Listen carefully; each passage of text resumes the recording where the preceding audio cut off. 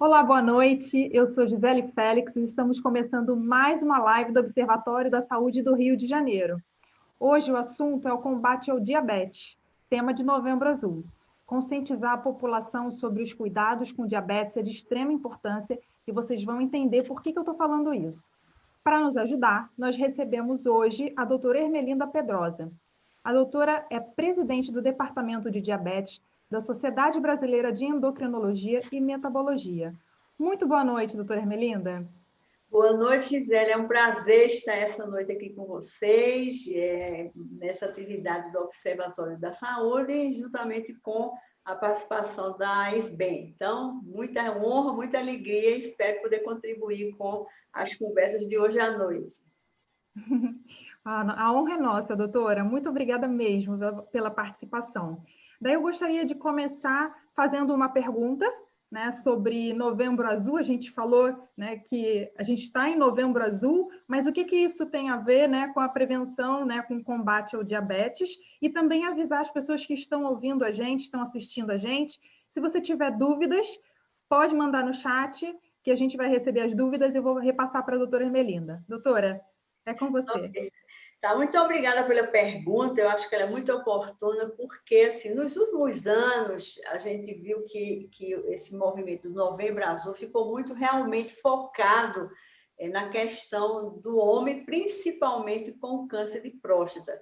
Na verdade, a cor azul foi uma cor que foi definida pela ONU, pela Organização das Nações Unidas, em 2001, justamente porque a cor da bandeira da ONU, né, e também porque representaria assim, a união de todos os países para lutarem contra a epidemia do diabetes. Então, ficou o Dia Mundial do Diabetes, que já tinha sido criado há muitos anos atrás, e aí, então convidaram-se todos os países para entrar nessa luta. No Brasil, realmente, a SBEM e a SBD, que é a Sociedade Brasileira de Diabetes, andam assim juntas nessa campanha de alerta.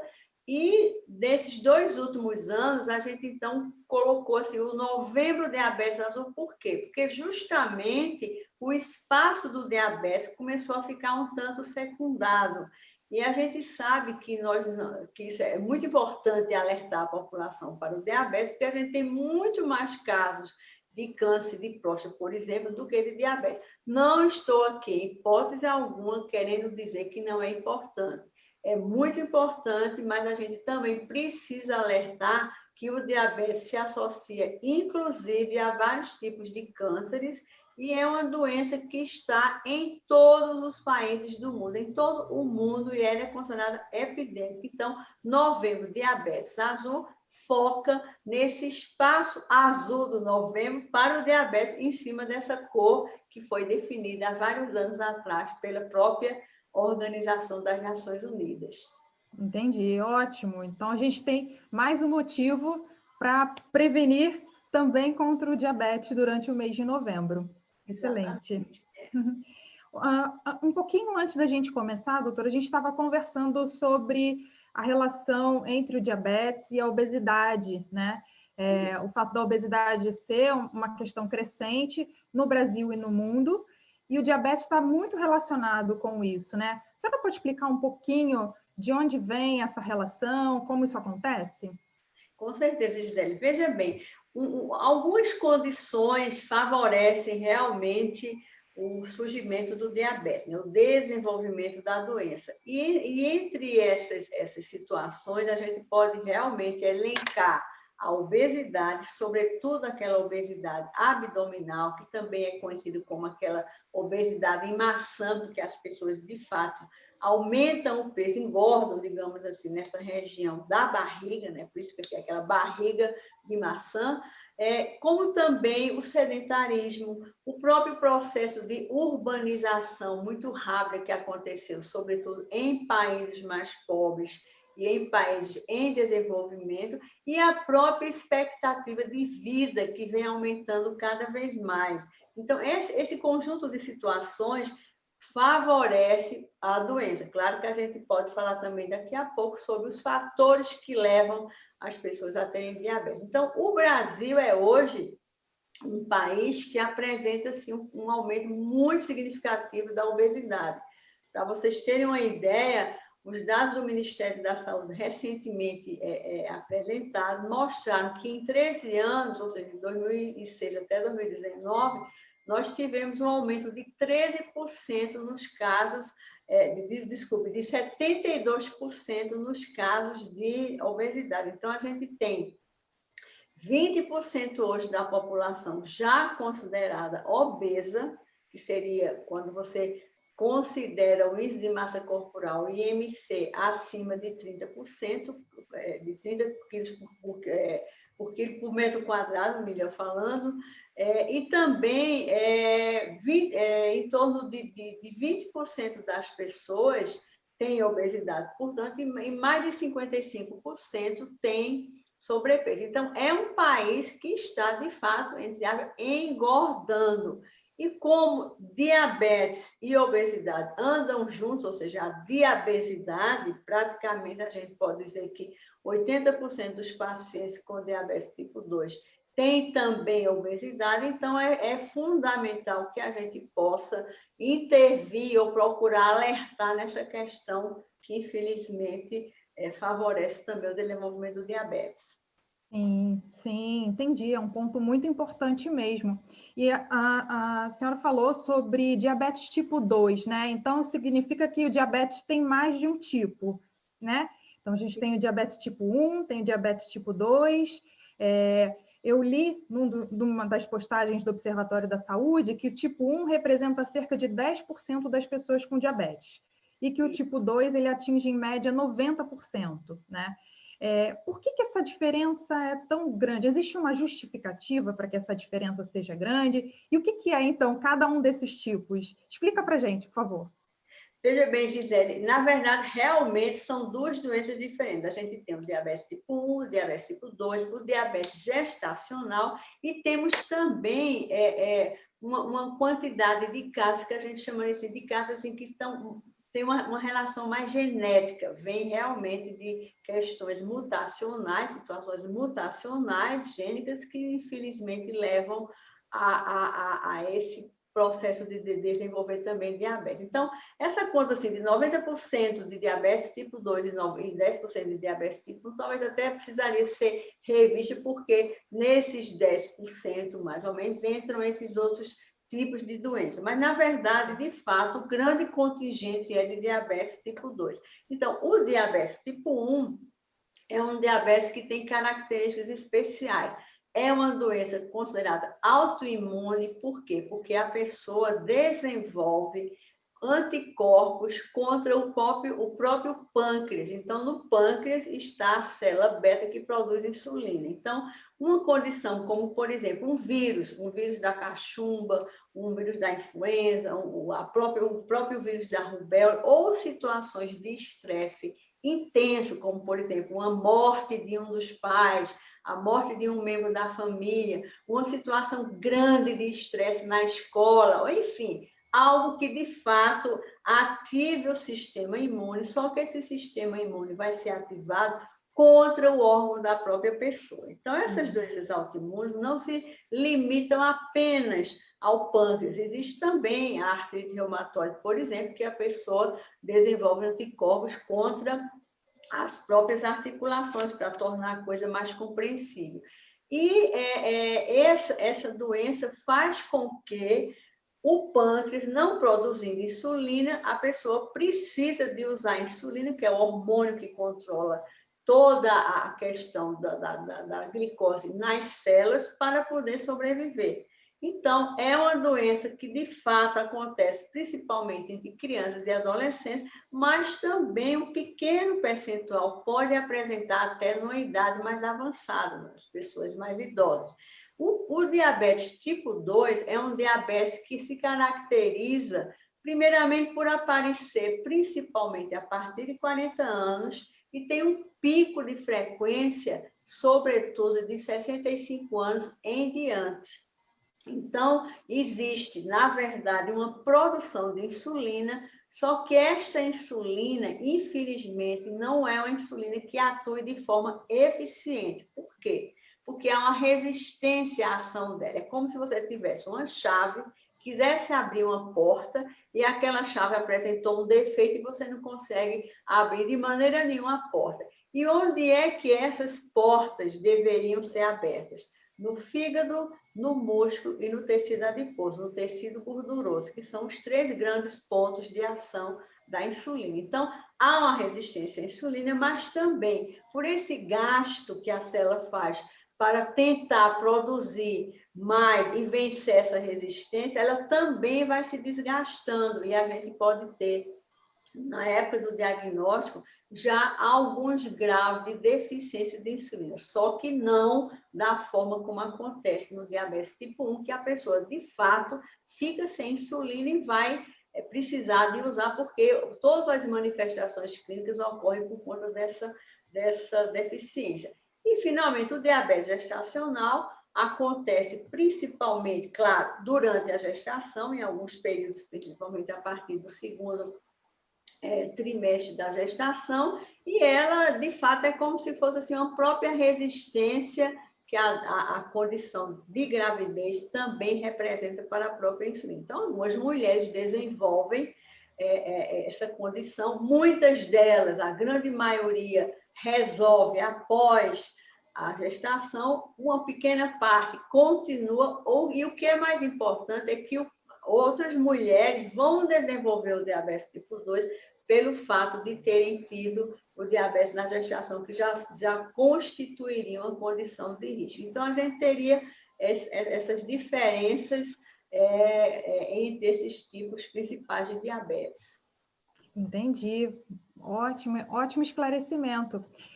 Então, o que os pais precisam estar atentos para identificar que os seus filhos possam estar com diabetes? Porque as gestantes, elas costumam fazer vários exames durante o período gestacional, tem o pré-natal, e isso ele evita que várias doenças sejam identificadas muito lá na frente, né?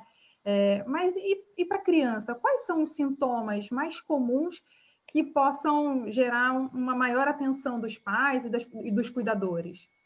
Muito bom. É fundamental essa pergunta que você me faz, Gisele, porque, de fato, infelizmente, a gente ainda encontra crianças que têm o seu diagnóstico feito de forma tardia e elas podem chegar até o hospital num quadro bastante assim, grave. Os principais sintomas que indicam que a pessoa está com a glicose alta e precisando realmente ser atendida são perda de peso, uma perda de peso assim, sem explicação, né? Não tem havido dieta, não houve falta de alimentação, enfim.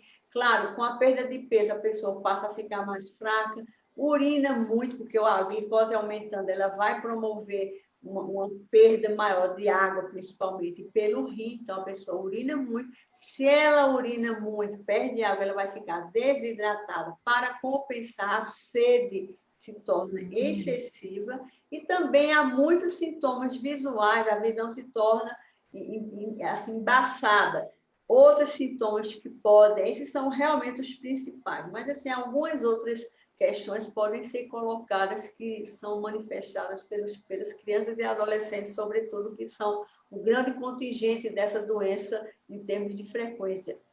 Seria, por exemplo, além da fraqueza, pode haver, se a glicose aumentar muito, a gente assim, num quadro que a gente chama de cetoacidose diabética.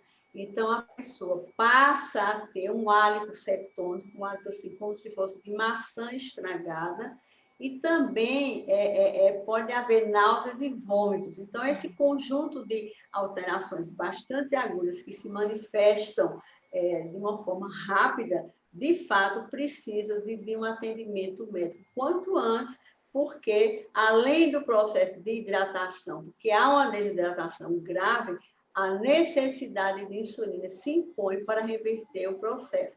Algumas outras pessoas também notam assim isso, mas a gente observa mais assim ao longo do tempo nos casos dos pacientes com diabetes tipo 2. Às vezes assim, uma manifestação de infecção, pode haver assim, coceira, dormência, formigamento. Então, existem outras manifestações que também podem acontecer. Mas eu diria que essas são as principais. Perda de peso, beber muita água, urinar bastante e uma sensação de fraqueza muito grande que pode, se a coisa vai ficando mais grave, a se acompanhar de náuseas e vômitos também. Entendi. Isso tanto para o caso das crianças, quanto para, por exemplo, essa diabetes que pode vir após os 40 anos, após os 65 anos, né?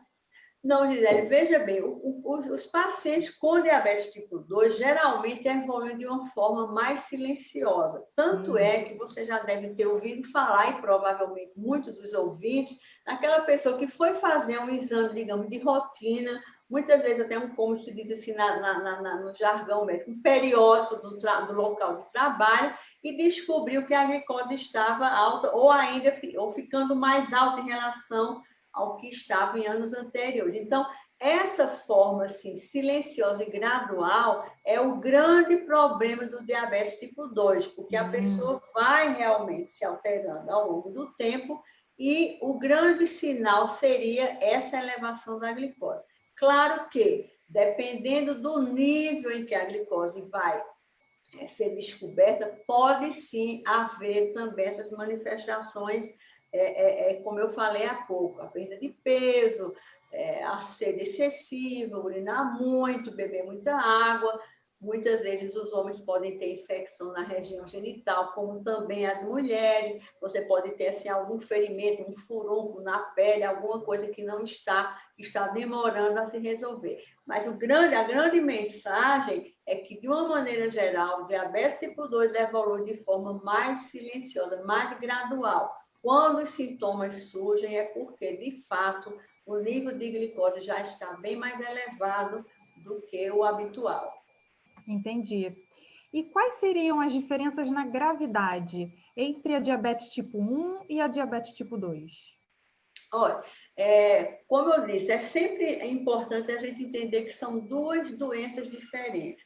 Em ambas, se não houver um controle adequado, principalmente com a glicose dentro daquela faixa que foi estipulada pelo médico como a meta de controle a ser buscada, infelizmente as complicações surgem. Então, os grandes estudos realizados na Europa e nos Estados Unidos mostraram assim, duas situações bem interessantes. O paciente com diabetes tipo 1, ele procurando ter um controle adequado desde o início da doença, vai ter uma memória metabólica. E essa memória metabólica tem um papel muito importante para evitar que as complicações surjam. Quais são essas complicações que são específicas do diabetes? O problema da retina, que dá, infelizmente, a perda da visão, ou pode dar problemas graves num local chamado mácula, que é chamado de edema macular, que, infelizmente, também pode concorrer para a deficiência grave ou perda da visão. Vai também influenciar no mau controle, no controle da função renal, concorrendo, portanto, para a insuficiência renal e necessidade de tratamento dialítico e até transplante. Como também o problema nos nervos periféricos, que seria a neuropatia diabética.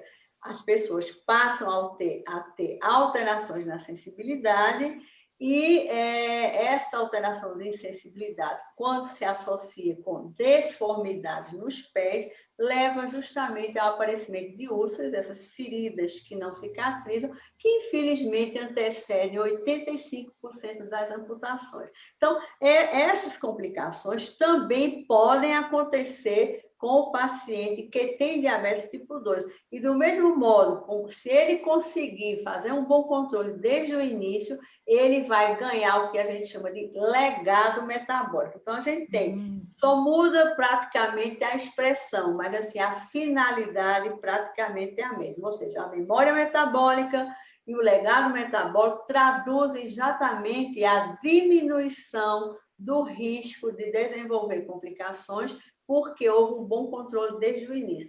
Para os dois tipos de diabetes, mas principalmente para o paciente com diabetes tipo 2, a gente também tem ainda as outras complicações, que são chamadas as complicações das grandes artérias.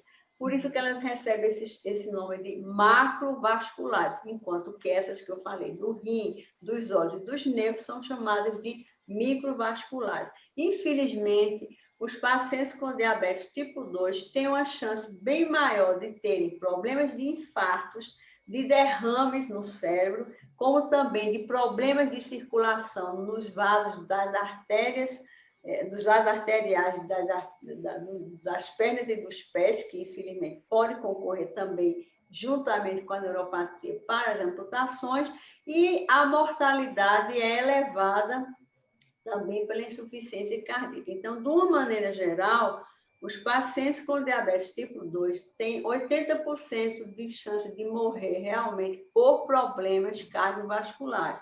Então, a gente tem esse espectro grande repito, para você evitar essas complicações, tem que buscar o bom controle da glicose, mas também o controle da pressão arterial, o controle da gordura no sangue, o controle do peso e realmente o controle do estresse, tendo uma vida mais equilibrada. Entendi. Um estilo de vida mais equilibrado, né? Mais saudável mesmo, né? Sobre a questão do controle, doutora, tem uma pergunta aqui do Dr. Márcio Meirelles. Ele quer saber que novos instrumentos ou aparelhos podem ser usados para facilitar o controle diário do diabetes, uma pessoa que tem necessidade de fazer esse controle. Olha, realmente a tecnologia avançou muito nos últimos anos. Então, a gente tem, claro, uma grande parcela da população fazendo o controle através do que a gente chama de exame de ponta de dedo, que é aquele que você colhe uma gotinha de sangue capilar, porque vem da pontinha dos dedos, e faz, então, a leitura por um aparelho chamado glicosímetro. Existe também o controle feito pela hemoglobina glicada, que é aquele exame que vai dar a média do controle, então, geralmente se atribui 7%, então você tem que buscar ter notas baixas para ter um bom controle, é o contrário da escola, né? Claro que 7% é o geral, mas a gente busca estabelecer as metas, se as pessoas são mais idosas, claro que elas não podem ter e nem devem ter a mesma meta de uma pessoa mais jovem, de uma criança, de um adolescente, etc. Mas seria mais ou menos isso. E existe também essas novas técnicas que se faz a leitura da glicose intersticial, que é justamente essa aguinha, digamos, esse líquido que a gente tem sobre a pele, e você utiliza, então, esses aparelhos que vão fazer justamente a leitura da glicose a partir desse líquido, e você não precisa furar o dedinho. Então, você tem um escaneamento e você pode realmente fazer isso de forma assim, inúmeras vezes ao longo do dia. Claro que a gente combina com o paciente quantas vezes ele deve ter, mas é muito prático. O grande problema que a gente tem é realmente que esse acesso a essa metodologia, infelizmente, apesar dela já existir há mais de 4 anos, principalmente aqui no Brasil, mas em outros lugares um pouquinho mais, a gente tem, de fato, um acesso ainda diminuído pelo custo. E, brevemente, embora isso já exista na Europa e nos Estados Unidos, a gente vai ter dispositivos que você introduz como se fosse um chip sobre a pele e você vai precisar apenas trocar esse chip a cada 3 ou 6 meses.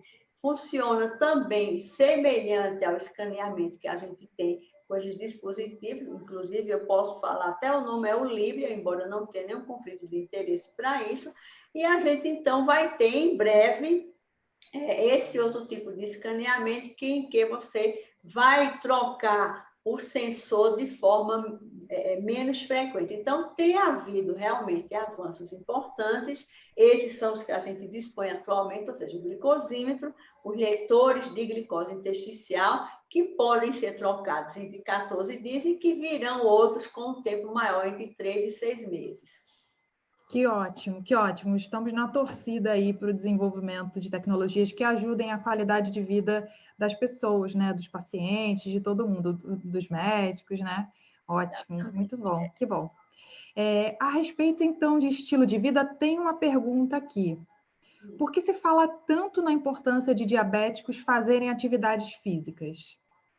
Olha, eu diria ao ouvinte que, assim, essa recomendação de fazer atividade física deveria ser não apenas para as pessoas com diabetes, mas para todas as pessoas. Por quê? O exercício deve ser considerado um remédio, entre aspas. E nós, médicos, temos a obrigação de, quando recomendarmos a atividade física regular, que é fundamental, essa regularidade, a gente cobrar, a gente monitorizar durante as consultas. Você está fazendo o exercício como foi recomendado, como foi acordado, enfim? Não, então você não está tomando o seu remédio. Por quê?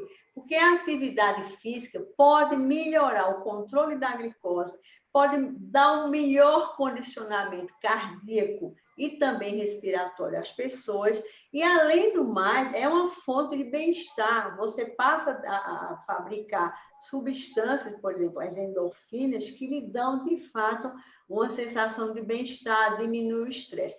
Além disso, exercício regular, porque não adianta você fazer somente uma vez por semana, porque isso aí pode ser até perigoso, tem que ter essa regularidade, pelo menos 3 vezes por semana, ou a pessoa gerenciar, de acordo com a sua disponibilidade, uma carga total de 180 minutos por semana, já é uma coisa extremamente excelente, é fundamental, porque previne a grande maioria das doenças, inclusive câncer. Então, a atividade física faz parte, deve fazer parte da vida das pessoas com diabetes, por essas questões de ganho no controle metabólico e também na parte cardiovascular, mas também, como médico, eu diria que para todas as doenças que podem ser, de fato, prevenidas ou atenuadas ou melhoradas com a atividade física regular. Muito bom. Então, todo mundo ouviu, ninguém está liberado da atividade física. Não, de maneira alguma, pelo contrário. Doutora Ermelinda, certa vez eu assisti uma palestra e a palestrante ela tinha diabetes, né? Desde criança. E ela mostrou lá, né? Ela fez uma pergunta para a audiência. Ela mostrou uma imagem com doces, né? E ela me chocou, porque ela perguntou assim: todo mundo fala que o diabético não pode comer doce, e isso está errado. Aí eu pensei, ai, caramba, será que eu vou ouvir aqui que o diabético pode comer doce, né? E aí ela falou, na verdade, o diabético ele tem restrição para comer uma série de outros alimentos, porque e aí ela foi listando vários daqueles alimentos se transformavam no final em açúcar, né? E eu quero associar esse comentário a uma pergunta aqui. Somente os doces aumentam a glicemia? Quais os alimentos têm açúcar? Olha, essa pergunta realmente é interessante, ela sempre é feita pela maioria das pessoas que têm diabetes. De fato, o problema maior desses açúcares, que são chamados de carboidratos simples, é porque a absorção deles é muito rápida. E isso realmente provoca um pico de glicose mais alto no sangue ou até no intestino, como eu falei com esse outro dispositivo. Então, a gente justamente recomenda a absorção, melhor falando, recomenda a ingestão de carboidratos, que a gente chama de complexos, porque eles terão a absorção mais lenta, não provocando esses picos tão altos de glicose. Isso é um aspecto. Lógico que a gente também tem que enfatizar aos pacientes que a ingestão de gorduras, principalmente aquelas gorduras polissaturadas que não são saudáveis, elas também podem ser absorvidas mais rapidamente e o percentual delas também vai se transformar em açúcar, em carboidrato, vai passar por todo esse metabolismo.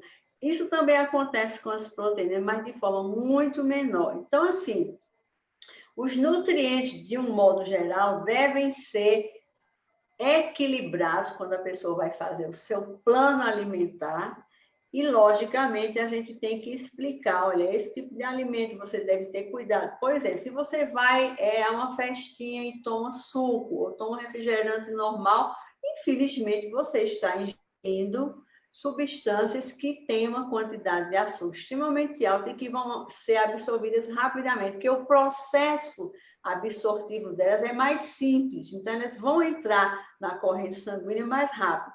Porém, existe aqueles ossos que estarão sendo absorvidos de forma mais lenta. Então, de uma maneira geral, a recomendação que eu diria é: a primeira parte que você colocou, o paciente com diabetes não deve comer açúcar. Sinceramente, eu recomendaria a todas as pessoas a comerem uma quantidade mínima de açúcar.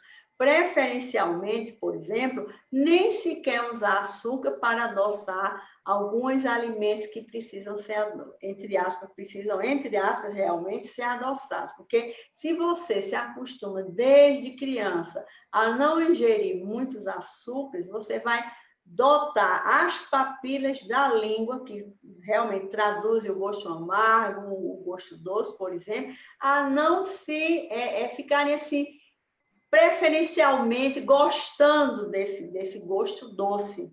Ao passo que, se você é ofertado desde criança a alimentos muito açucarados, você vai sempre se acostumar e vai perceber diferenças quando não come isso. Então, o paciente com diabetes e as pessoas, de uma maneira geral, não deveriam abusar de alimentos com bastante açúcar, porque não faz bem a ninguém. Além do mais, assim, não é que a gente diga que seja proibido categoricamente as pessoas com diabetes de comerem algum alimento com açúcar. Claro, se uma pessoa vai a uma festinha ou está no seu próprio aniversário, e se ela está bem educada quando eu falo assim, está assim, sabe fazer o seu autocuidado, sabe fazer a sua autogestão da doença, ou se a mãe da criança, o pai da criança, a família da criança também sabe exercer esse papel, ela pode, de fato, comer uma pequena porção, porém, sabendo que algumas questões terão que ser resolvidas, como justamente esse que eu falei do pico de glicose. Então, logicamente, vai precisar de uma quantidade de insulina, etc. Então, assim, você dizer às pessoas que elas devem ou podem comer açúcar é uma coisa assim que a gente tem que colocar de forma bastante cuidadosa para que não haja tradução. Ah, a doutora fulana ou o doutor fulano me disse que eu posso comer açúcar, e claro, aquela pessoa está realmente desejosa de fazer isso, e ela vai, infelizmente, chutar o pau da barraca, como se diz na linguagem popular. Vai fazer uma audição seletiva, né, doutora?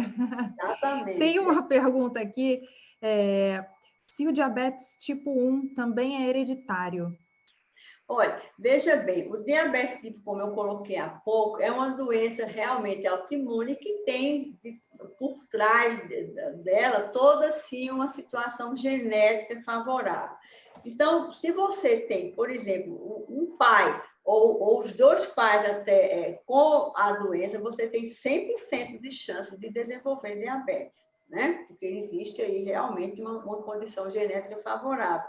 Então, assim, quanto mais você tiver, assim, parentes próximos com a doença, você pode ter mais chance. No caso do diabetes tipo 2, por exemplo, existe uma predisposição hereditária. Então, se você tem casos na família também, você vai ter chance de ter a doença.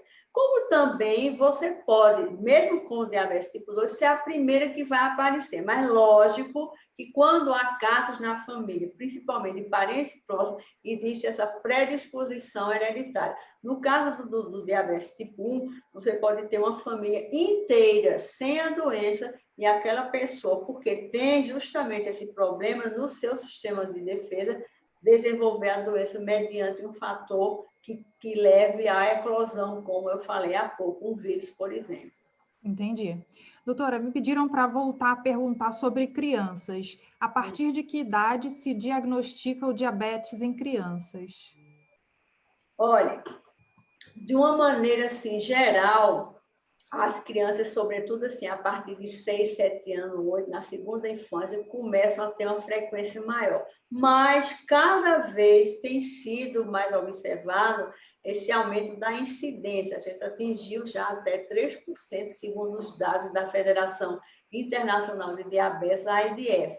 Na verdade, você pode ter casos de crianças realmente recém-nascidas que podem ter alguns defeitos metabólicos que levam ao diabetes. Logicamente, são coisas muito raras.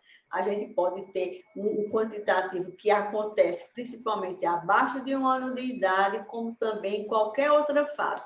De fato, a partir do final da primeira infância e começo da segunda infância, a gente tem mais casos. Como também se observa muito na adolescência, por quê? Porque os próprios hormônios que chegam, digamos assim, a entrar no processo de desenvolvimento e crescimento de um adolescente, infelizmente, eles são contra a insulina, então antagonizam a insulina. Então, muitas vezes, esse processo hormonal também pode ajudar a desencadear a doença numa pessoa que, como eu disse e repito, tem realmente aquela condição desfavorável de imunidade que é desencadeada por algum desses fatores. Entendi. E qual seria a sua recomendação para essa família, né? Qual seria a postura que essa família deveria adotar diante de um diagnóstico de diabetes para os seus filhos, né? Ou para as crianças que estão próximas? Olha, essa pergunta é extremamente importante, Gisele. Por quê? Porque o que a gente observa na prática é que quando a família consegue, claro, digamos assim, depois do primeiro choque inicial, que infelizmente a grande maioria ainda relata exatamente essa reação. Quando elas começam, assim, se sentem mais seguras, procuram principalmente encarar aquele fato com uma certa tranquilidade, isso é fundamental para a criança sentir-se segura a enfrentar a doença. Infelizmente, quando a família não consegue atingir esse equilíbrio, ela passa toda essa intranquilidade, essa insegurança para a criança também. Então, assim, muitas vezes o que a gente observa no dia a dia são famílias que não aceitam a doença e passam também essa não aceitação para a criança. Quando você analisa por trás, sempre existe, de fato, algum problema dessa ordem. Então, a minha mensagem para as famílias que descobrem que uma criança ou um adolescente está com a doença, está com diabetes, é, de fato, procurar encarar isso como uma condição de tranquilidade. Hoje nós temos, assim, vários tipos de insulina, várias formas de aplicação de insulina, sejam as canetas, sejam aqueles que, infelizmente, ainda não têm acesso, mas podem usar as seringas, que também são cada vez mais fáceis de manipular. Temos também o sistema de infusão contínua de insulina, as bombas de insulina, que são cada vez mais inteligentes e podem fazer várias ações, além da própria infusão de insulina, como também ajudar no controle. Estará chegando em breve ao Brasil também uma bomba menor que vai ser simplesmente colocada na pele e ficar funcionando sem tanto uso de catéteres, etc. Então, assim, houve e tem havido, e com certeza haverá cada vez mais avanço da tecnologia para o tratamento do diabetes tipo 1, que precisa, de fato, de usar insulina. Então, essas formas de aplicação estão bastante modernas, bastante seguras e deve ser motivo de tranquilidade. Você imagine que a insulina a descoberta da insulina vai completar 100 anos no ano que vem, e ela foi a grande descoberta, que eu diria, da medicina no início do século passado. Então, você imagine que naquele momento em que não havia insulina, várias pessoas, várias crianças morreram de forma assim, extremamente triste e grave, porque elas ficaram desidratadas, elas emagreceram, elas não tinham um hormônio para fazer a absorção desses nutrientes. Não, infelizmente, não tinha outra alternativa a não ser a morte. Então, a descoberta da insulina ao longo do tempo, com essas insulinas mais modernas, mais fáceis de aplicar, mais fáceis de serem assim, utilizadas, e, sobretudo, a tecnologia que foi acompanhando os dispositivos de aplicação e de infusão, a vida está completamente diferente. Então, a gente precisa ter essa mensagem de segurança para que a criança e o adolescente, ou mesmo o adulto jovem, também se sinta seguro para enfrentar a doença. Muito importante o suporte, né, das pessoas que estão próximas. Exatamente. Excelente. Aproveitando aí esse seu relato, né, de que hoje existem muito mais formas de se tratar, de se cuidar, tem uma pergunta aqui que a pessoa comenta, né, faz um comentário, que já viu uma série de receitas de chás para tratar o diabetes.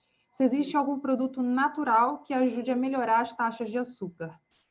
Olha, vários estudos já foram feitos com essas plantas. A gente tem um país que tem assim, uma natureza exuberante, com várias frutas, não é nem só chás de fruta, mas também outros tipos de chás, de raízes, enfim, de plantas que já foram estudadas, inclusive alguns anos atrás, em São Paulo, na USP, e não se verificou assim uma evidência robusta para que elas pudessem ser usadas como um substitutivo de tratamento. O que a gente costuma dizer, tem algumas plantinhas que são até chamadas de insulina, tá?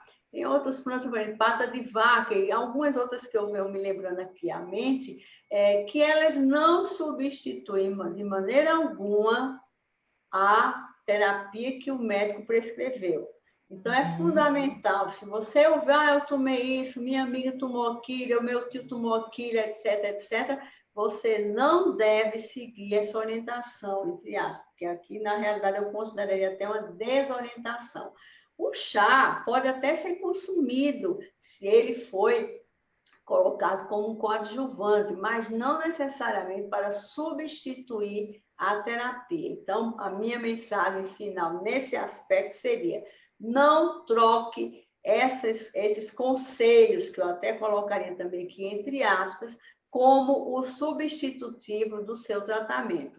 Você pode até consumir, é como eu geralmente digo ao paciente, olha, você tem que ter cuidado, porque muitas vezes a forma se o chá não for feito de forma adequada, pode ter assim, uma quantidade, uma concentração do princípio ativo daquela planta, daquela fruta, enfim, de forma que pode ser até ruim, pode ser até negativa para a saúde da pessoa. Verdade. Nessa linha ainda de recomendação sobre o que fazer, sobre o que tomar, tem uma pergunta aqui, a pessoa quer saber por que alguns diabéticos precisam injetar insulina e o outro só tomam remédios orais. Olha, como eu falei no início, talvez a pessoa tenha entrado na live assim, porque eu já com ela em andamento, como você tem um processo de inflamação no pâncreas, principalmente com destruição da célula beta que produz a insulina, você vai ter um déficit praticamente absoluto de insulina e vai ter que usar o hormônio desde o começo. Alguns pacientes com diabetes tipo 1, passada aquela fase de descompensação, ou seja, perdeu peso, urinou muito, está desidratado, está fraco, enfim, você começa a fazer a insulinização, ele pode melhorar e pode entrar num processo que a gente chama de lua de mel e até diminuir as taxas as quantidades de insulina, mas geralmente voltam, porque é como se fosse assim uma remissão não total e transitória da doença. Os pacientes com diabetes tipo 2 podem, como eu falei também, ter graus variados de deficiência de célula beta, mas não de forma a precisarem de usar insulina desde o início como tratamento. Vale ressaltar que se o paciente, mesmo com diabetes tipo 2, entrou no processo realmente de elevação significativa da glicose, ele pode sim ser tratado com insulina nessa fase de descompensação importante e depois voltar até, ou nem voltar, de continuar o tratamento com medicamentos orais. Então, eu diria que a gente tem que ter muito cuidado, assim, porque são duas doenças diferentes. Então, o paciente com diabetes tipo 2, se ele descobre a doença no nível de glicose não muito elevado, sim, existe realmente vários medicamentos orais que podem ser usados para controlar a glicose. Como também existem outros medicamentos injetáveis também, que não são insulina e que podem ser usados pelos pacientes com diabetes tipo 2 desde o início da doença. Então, hoje, a gente tem assim, uma disponibilidade de terapias, sejam orais, sejam injetáveis, insulina ou não insulina, como os análogos de GLP-1, que de fato provocaram nos últimos 10 anos uma grande revolução na forma da gente tratar, principalmente com grandes benefícios cardiovasculares. Nesse caso, eu estou principalmente me reportando às novas terapias para o paciente com diabetes tipo 2. Entendi. Tem uma pergunta aqui que vai fazer a gente voltar um pouquinho para a questão comportamental do diabético, né? E eu convivi, né? Conheço alguns diabéticos que são teimosos, né? Que não aceitam a doença, né? E quando a gente vê, vai olhar, está fazendo as coisas escondido, que não deveriam fazer. E a pergunta aqui se é importante fazer parte de grupos de diabéticos, se existem grupos de diabéticos, se a senhora pode recomendar algum grupo, o que a pessoa poderia fazer para procurar, né, algum grupo de diabéticos? Olha, eu encaro essa pergunta também como muito oportuna, porque aqui a gente poderia se recomendar às pessoas com diabetes. A gente sabe que esse engajamento é bem, digamos assim, maior das pessoas com diabetes tipo 1, porque a maioria justamente de jovens, adolescentes, enfim, que tem uma grande arma de comunicação e de agregação que é a internet. Então, participar das associações de pessoas com diabetes é fundamental. Por quê? Porque além de ser um movimento político importante, eu estou falando aqui não de movimento político partidário, um movimento político social de agregação e que vai realmente também favorecer lutas para buscar assim, a melhoria de tratamento, enfim, avanços. Eu diria que as associações de diabetes, de pessoas com diabetes, elas também têm um papel importante de poder recomendar que tipo de grupos aquela pessoa pode participar. Por quê? Porque a gente sabe que a internet é uma grande arma agregadora e também desagregadora. É uma grande arma de boas informações, mas também de mais informações. Então, é muito importante ter cuidado, isso para qualquer tipo de doença e para qualquer tipo de agrupamento. A gente tem muita cautela se aquele grupo realmente repassa informações que são honestas, informações que são saudáveis, informações que são confiáveis. Então, eu diria, por fim, é importante ter esse papel dentro das associações, se agregarem, sim. Agora, em relação aos grupos, eu não poderia recomendar simplesmente por ser grupo de pessoas com diabetes, porque nós precisamos ter essa cautela de saber o que é que está por trás desses grupos. Mas, claro, se é um grupo que tem uma filosofia, toda assim, uma composição de forma saudável, de forma assim, crível, de forma acreditável, claro que é uma coisa realmente importante. Perfeito. Doutora, a gente está no meio de uma pandemia, né? E a gente ouviu bastante durante a pandemia sobre os grupos de risco, né? As pessoas com doenças crônicas, que eles fazem parte de um grupo de risco, de maior risco para o Covid, né? Para a contaminação do Covid. Qual é a relação do diabetes com o novo coronavírus, né? Para as pessoas que têm diabetes, o que elas devem fazer, o que elas não podem fazer? Qual seria essa relação aí, por favor? Olha, eu também considero assim, muito oportuna essa pergunta, Gisele, até porque, infelizmente, a gente está vendo de novo assim, um recrudescimento da doença no Brasil. Eu não diria nem que nós estamos numa segunda onda. A gente nem terminou a primeira onda, mas está havendo de novo retomada de frequência dos casos, porque as pessoas não estão fazendo o mais importante, que é o quê? O distanciamento social e a proteção com máscaras e o uso do álcool. Então, isso é uma primeira mensagem que eu gostaria de deixar. Realmente, desde os primeiros casos, desde os primeiros estudos em Wuhan, na China, que foi a cidade que iniciou todo esse processo, foi lá que o vírus começou a se disseminar, que se observou que as pessoas que tinham doença cardiovascular e diabetes, principalmente diabetes tipo 2, passaram a ser observadas como pessoas com risco de evoluir de forma grave. e, logicamente, essa evolução mais grave estava associada com a maior mortalidade. Aqui no Brasil, esse perfil epidemiológico também se repetiu. Isso quando a gente tinha realmente informações mais detalhadas, periodicamente, até alguns meses atrás. Já temos também estudos no Brasil que repetem esse cenário.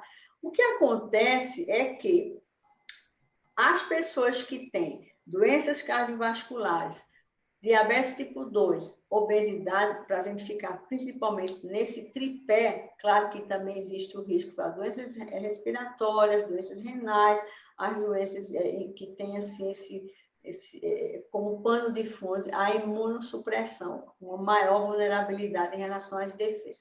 Essas três doenças, elas são caracterizadas por serem doenças inflamadas, ou seja, a pessoa que tem obesidade, diabetes ou doença cardiovascular, elas têm um processo de inflamação constante. Não é uma inflamação igual essa que a gente, quando leva um corte, realmente fica ali doído, vermelho, pode ter pus, etc, etc. Pode ter secreção purulenta.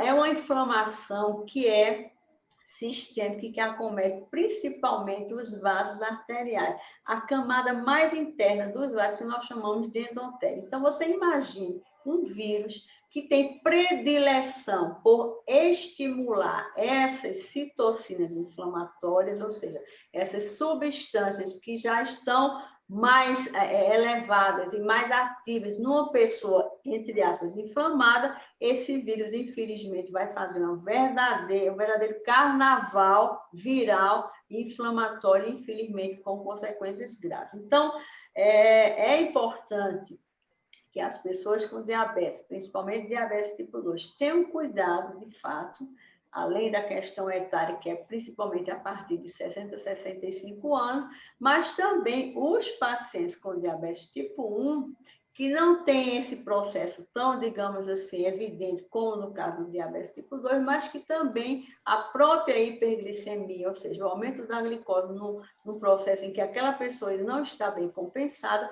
favorece essa resposta. Então, infelizmente, essa evolução grave não é somente para pessoas com diabetes tipo 2, mas também para pessoas com diabetes tipo 1, sobretudo aquelas que não estão bem controladas.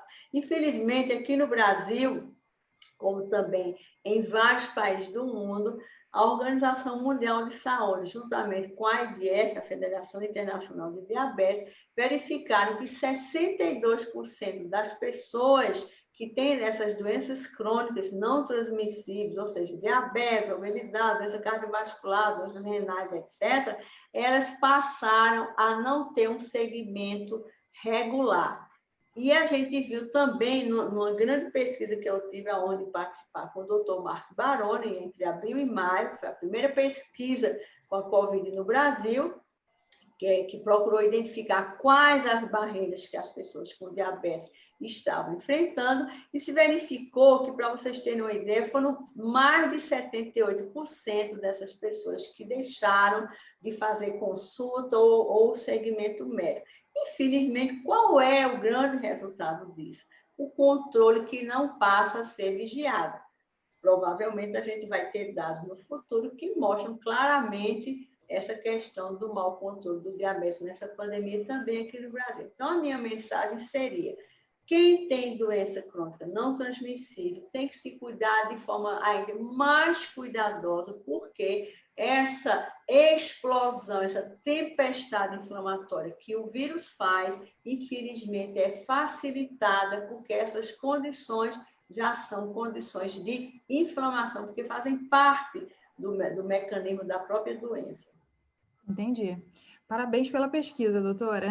Obrigada. Eu agradeço ao Marco Baroni, que me convidou para fazer parte desse grupo tão importante, né? Que a gente descobriu, de fato, muitos dados, inclusive que praticamente 60% das pessoas, foram mais de 1.700 internautas que fizeram a parte da pesquisa, que elas também, infelizmente, pararam de fazer atividade física e também tiveram alterações no seu controle da glicose, principalmente para a mente. Então, foi uma pesquisa que mostrou e alertou exatamente essa necessidade que a gente tem de recomendar a manutenção do bom controle, a manutenção da ingestão alimentar equilibrada e, de novo, a atividade física para evitar que a doença realmente fique descompensada. Uhum, verdade. Doutora, a gente está caminhando para o final. Tem uma última pergunta que eu vou pedir para a doutora responder, já deixando a sua mensagem final aqui para essa live, né? Uma pessoa quer saber se diabetes tem cura. Essa pergunta sempre nos é feita, assim, em todas as atividades que a gente tem com pacientes, né? O que eu posso dizer a todos vocês que nos assistem é que a resposta é não.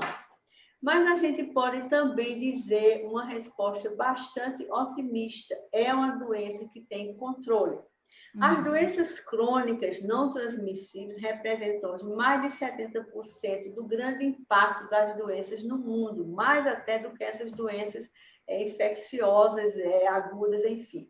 O grande ponto que a gente tem que procurar entender, seja no caso do diabetes, seja no caso de, por exemplo, uma pessoa com asma, é que se avançou muito nas terapias, se avançou muito na forma de controle, e isso significa boa qualidade de vida. Então, não é uma mensagem de pensar, minha doença não tem cura, então minha vida se acabou. Não, ela não tem cura, mas ela tem controle. O diabetes tipo 2 pode ser prevenido, sim, com atividade física e uma alimentação saudável, evitar a obesidade, evitar gordura no sangue, evitar ter pressão arterial descompensada. O diabetes tipo 1, infelizmente, a gente não pode prevenir, mas a gente pode, em ambas as doenças, ter uma vida de boa qualidade se a gente realmente seguir as recomendações de uma atividade física regular, de uma alimentação saudável e, sobretudo, do bom controle. Claro que eu acho que o grande ponto aqui é que nem sempre esse acesso